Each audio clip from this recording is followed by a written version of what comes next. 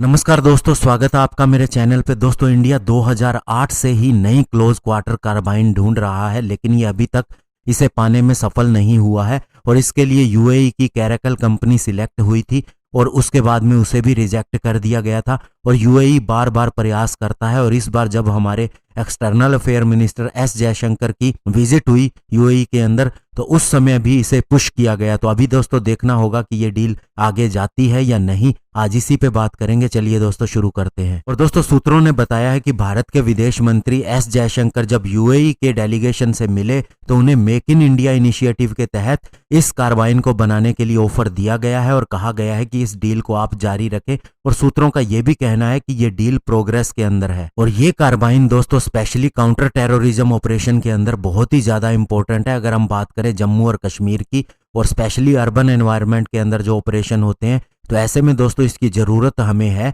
और अब माना जा रहा है कि ये डील हो भी सकती है। और यूएई की कैरेकल कंपनी दोस्तों सबसे लोअर बिडर के रूप में निकल के आई थी 2018 के अंदर। तो दोस्तों सितंबर मंथ के अंदर ये कहा गया था कि डिफेंस मिनिस्ट्री ने इस डील को कैंसिल कर दिया है और अब नई जो डील होगी वो मेक इन इंडिया इनिशिएटिव के अंडर में होगी। और उसके बाद दोस्तों यूएई के एनवॉय हमारे chief of defence staff general Bipin Rawat से भी मिले थे और कहा था कि यूएई की इंडिया के प्रति कमिटमेंट जारी रहेगी। और दोस्तों 2018 के अंदर जब इस कंपनी को शॉर्टलिस्ट किया गया था, तब ये माना गया था कि ये यूएई को खुश करने के लिए ज्यादा है और कार्बाइन हासिल करने के लिए कम है। और अगर ये डील फाइनल होती है तो पहली बार ऐसा होगा कि इंडिया यूएई के किसी वेपन का इस्तेमाल करेगा, क्योंकि यूएई खुद एक बहुत बड़ा इंपोर्टर्स है डिफेंस इक्विपमेंट का। और दोस्तों अगर हम इसके पास्ट की बात करें जो कार्बाइन का टेंडर है, तो पहले हम बताना चाहेंगे कि यूएई की कार्बाइन जो है वो 9 mm की ब्रिटिश स्टर्लिंग 1A1 सब मशीन गन को रिप्लेस करने के लिए है इंडिया की आर्म्ड फोर्सेस से। और अभी हमारी आर्म्ड फोर्सेस को 3.5 लाख ऐसे वेपन्स की जरूरत है। और 2017 में इसीलिए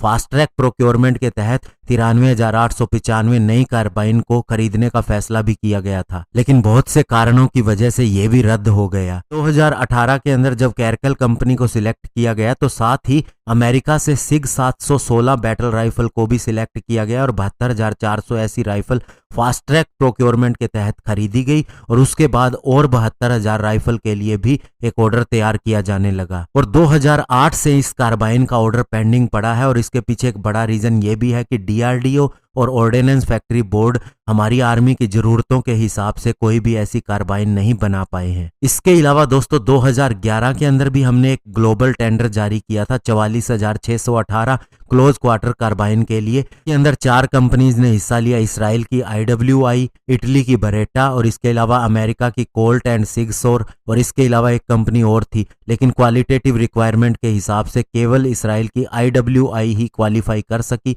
स्पेशली देखते हुए कि इसके अंदर नाइट विजन माउंटिंग सिस्टम भी है। लेकिन दोस्तों डिफेंस मिनिस्ट्री को इसे भी रद्द करना पड़ा, क्योंकि दोस्तों एक सिंगल वेंडर ही सिलेक्ट हो सका इसराइल की IWI। और हमारा जो प्रोक्योरमेंट मैनुअल है वो कहता है कि अगर एक ही वेंडर सिलेक्ट होता है तो उसे भी आपको रद्द करना पड़ेगा। और दोस्तों 2017 के अंदर भी एक RFI जारी की गई 2 लाख कार्बाइन के लिए, और एक सेपरेट प्रोसेस भी शुरू की गई कि ताकि 93,895 फास्ट ट्रैक प्रोक्योरमेंट के तहत इन कार्बाइन्स को हासिल किया जा सके। और चूंकि दोस्तों RFI जारी की गई थी तो RFP भी माना जा रहा था कि 1 साल के अंदर होना चाहिए, क्योंकि request for proposal, request for information के 1 साल के भीतर आ जाता है। लेकिन दोस्तों इसका अभी भी इंतजार है। तो ऐसे में ये देखना होगा यूएई की कैरेकल जो ऑफर दे रही है लोकली कार्बाइन बनाने के लिए, टेक्नोलॉजी ट्रांसफर के लिए, फाइनल हो जाती है सिलेक्ट, और या फिर हम इसका अभी भी इंतजार ही करते रहेंगे। धन्यवाद। जय हिंद।